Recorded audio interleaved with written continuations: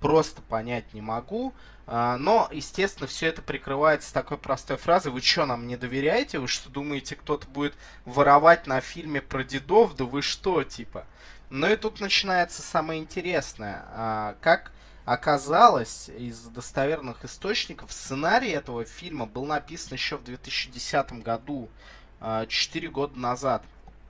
При том, что этот сценарий был сразу, ну, отправлен в Минкульт, где, в принципе, он, ну, как бы понравился людям, но было сказано, что